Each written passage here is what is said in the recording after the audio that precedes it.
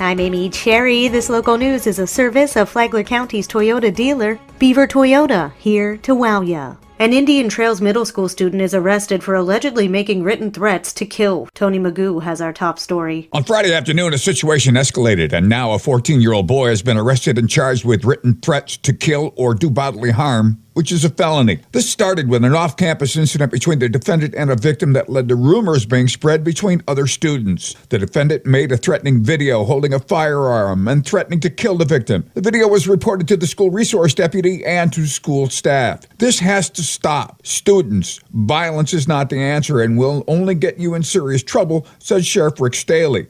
Parents, we've been spreading the message. See something, say something for over a year now. The Flagler County Sheriff's Office has a video on their Facebook page that you should watch with the whole family.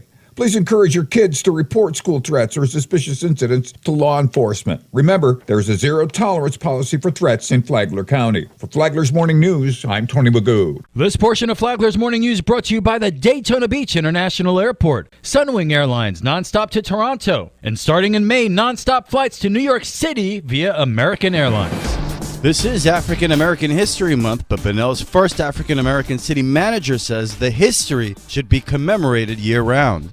Alvin Jackson said that while neither he nor the city of Bunnell commemorates the month, everyone should observe African American history throughout the year. African American History Month is so important to recognize those assets and what I call the legacies that African Americans have left not only in Flagler County but throughout the state.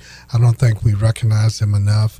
I'm trusting that we don't wait until February to do that. Jackson said that while being Bunnell's first African American city manager speaks volumes for the city, he focuses on being a professional with visions for Bunnell's future. From the WNZF Newsroom, I'm Deb Albertson.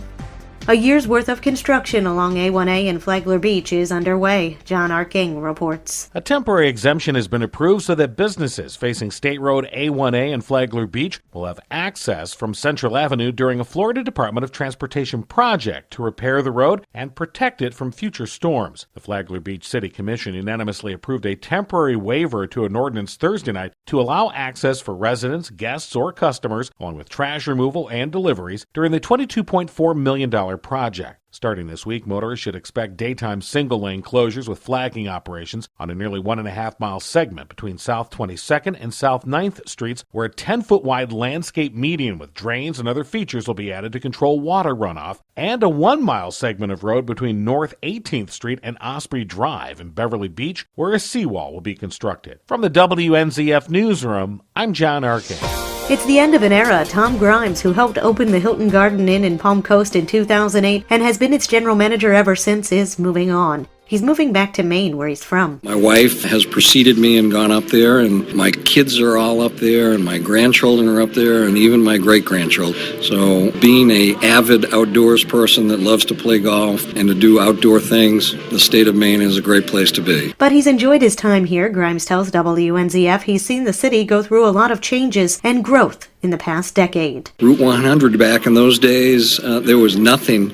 As a matter of fact, when we opened this hotel, Hilton required that we be open for lunch because there was no place for any of our guests to go to for lunch. Fortunately, that changed with the development on Route 100, and we saw the writing on the wall and closed down for lunch, but we are open for breakfast and for dinner. Grimes has also been on the board for the Tourist Development Council for nearly 10 years. Taking over for him at the helm at the Hilton will be Mark Richardson. He's coming to us from Bozeman, Montana, where he was involved with a Holiday Inn property. Richardson says he's excited about the opportunity. We're originally from Michigan and went out to Montana for 5 years. Had a great time there in the mountains. So with Tom taking off here, family down here and a new kids, and just a great place to land. And now you're up to date on Flagler's Morning News. I'm Amy Cherry.